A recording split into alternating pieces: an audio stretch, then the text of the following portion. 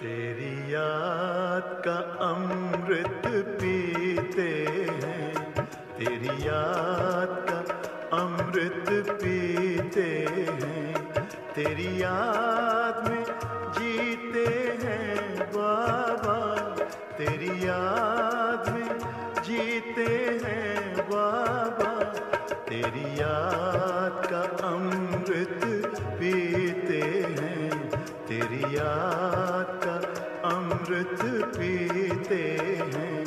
रहे याद सदा ही साथ तेरी, रहे याद सदा ही साथ तेरी, बस और न हम कुछ चाहेंगे, बस और न हम कुछ चाहेंगे, तेरी याद का अमृत पीते हैं, तेरी याद का अमृत पीते हैं। बाबा के पास वतन में भोग लेकर के पहुंचे।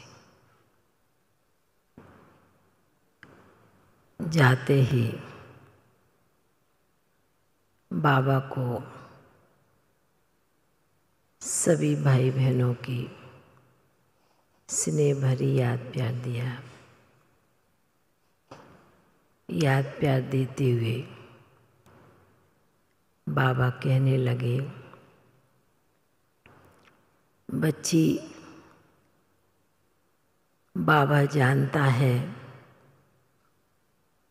कि साकार दुनिया में क्या क्या खेल चल रहे हैं। बाबा सभी जगह चक्कर लगाते, चाहे अज्ञानी बच्चे हैं चाहे ज्ञानी बच्चे हैं, सभी के पास चक्कर लगाते। सभी का एक ही संकल्प, सुख दो। सुख के सागर के बच्चे हैं, फिर भी सभी की चाहना, इच्छा एक ही मन में रख के बैठे हैं।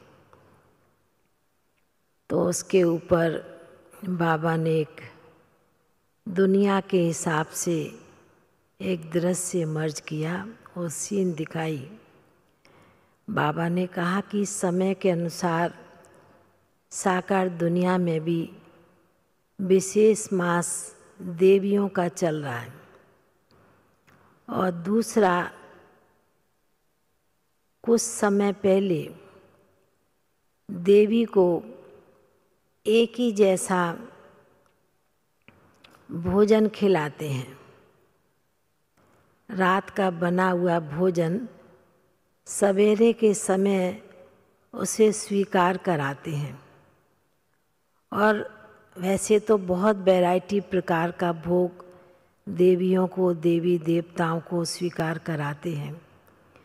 पर यह भी दुनिया में एक पर्व है, ये भी दिन है जो एक जैसा ही भोजन उस देवी को खिलाते हैं।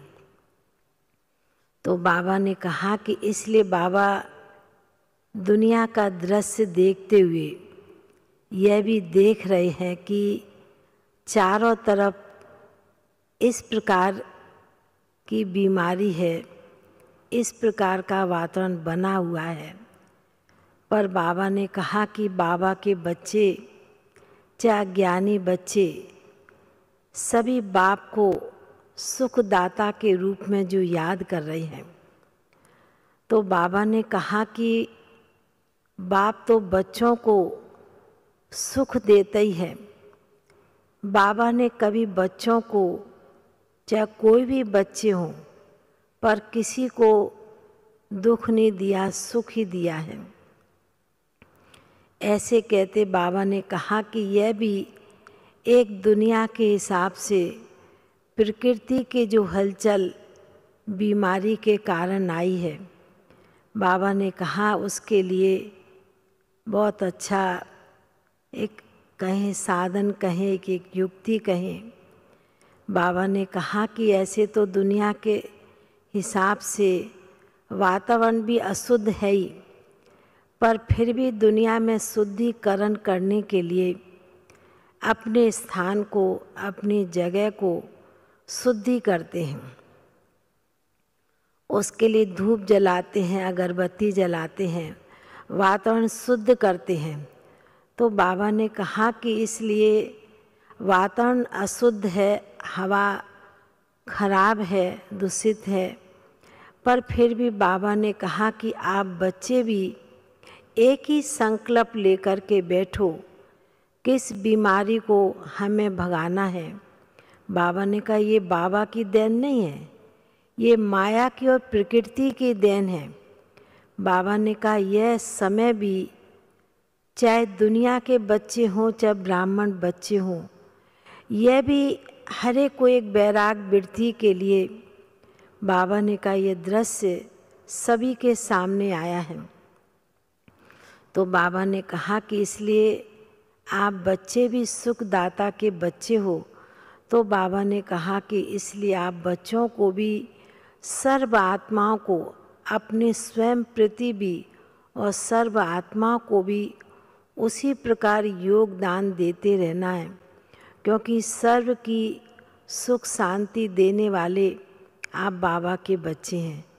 तो बाबा ने कहा कि इसलिए बाबा के पास तो वतन में सभी बच्चों की, चाहे दुनिया के बच्चे भी क्यों ना हो, पर सभी बच्चों की एक ही पुकार, दुख हरना है और सुख देना है।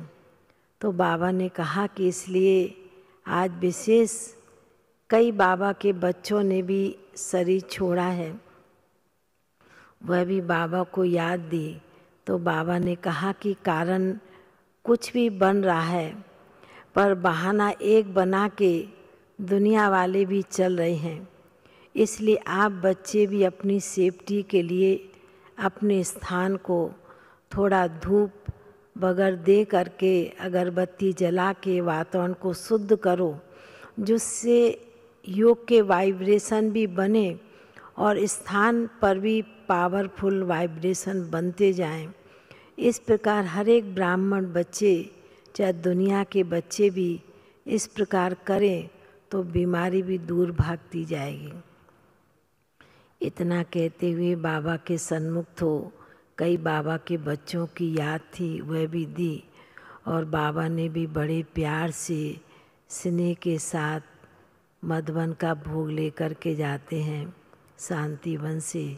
तो बाबा ने भी सभी भाई बहनों को बहुत बहुत स्नेह भरी याद प्यार दी। बाबा ने कहा अपने को शक्तिशाली बनाकर शक्तिशाली वाइब्रेशन भी सारे विश्व को देना है। ऐसा हर एक ब्राह्मण बच्चे संकल्प करे तो बाबा ने कहा सब कुछ साकार होकर ठीक होने हैं। ऐसे कहते बाबा का याद प्यार लेते हुए नीचे पहुंच गए। ओम शांति।